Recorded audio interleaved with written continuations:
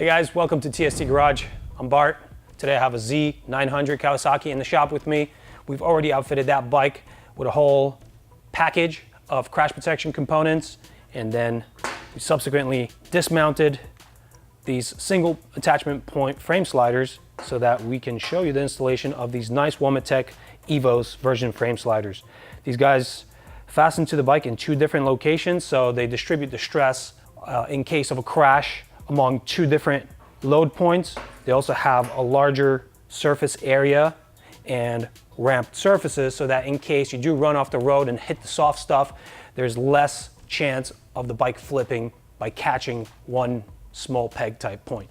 Both sides are actually the same once you select the appropriate components for each side. I'm not going to show you the same screw turning. I'm just going to say repeat the procedure on the other side. You get the point. So to select the correct side, we do have designations on the main brackets. Here I have this already assembled. I'll show you what this looks like when it gets to you. They are held on by 5mm Allen head screws that hold your delrin component to the actual bike bracket. These are side specific, these are not. The designation here says R, so we'll know that's on the right side, and L, that's on the left side, obviously. Now what's cool is that the hardware is symmetric for both right and left sides. You just have to know that the larger diameter part of the boss of the spacer goes against the bracket, and then you fit the longer screw through. That's for each of the front mounts. And then the shorter set goes in the rear. Same thing on this side. I already have this one assembled, so I'm just going to tighten it down. You are turning a machine screw into delrin, so you have to make sure that you don't over tighten it. You just have to tighten it down enough so that the spring force in the delrin material preloads the threads and consequently does not allow the threads to vibrate out.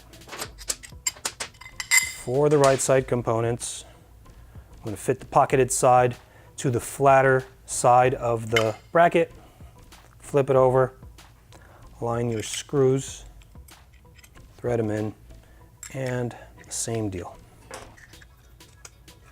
So from here forward, I will just show and explain the right side assembly. The left side is exactly the same. We'll just go and fast forward at that point to the after shot so you guys can see each side presented to you in video format.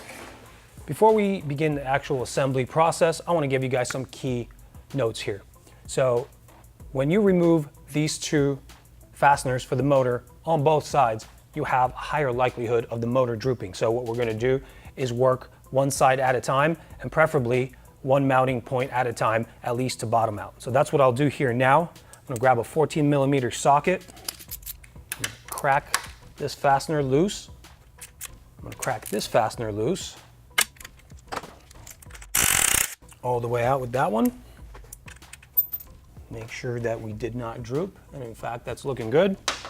I'm going to grab the right assembly that I've made on the table, one of the longer spacers, making sure the larger diameter is interfacing with the bracket. Long screw, get it lined up with the thread.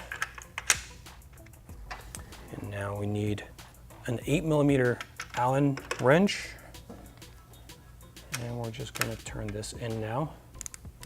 On the way back in, I like to use a hand tool. That way I don't force anything into threads. I have control over the tension.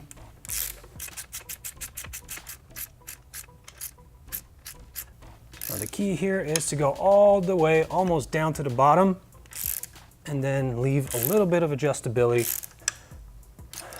like that. I think we can switch back to the 14, get this rear bolt out, get our setup here. Shorter screw from the kit, get it threaded up, and same thing.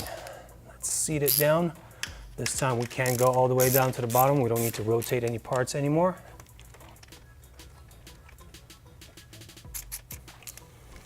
I'm going to grab my torque wrench. It is set to 29.5 foot-pounds.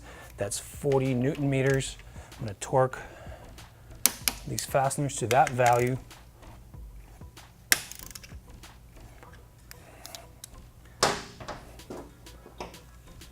And that'll be that. We'll just continue on the other side, show you the guys the after shots, and then that'll be it. Hope you enjoyed the video. See you at tstindustries.com.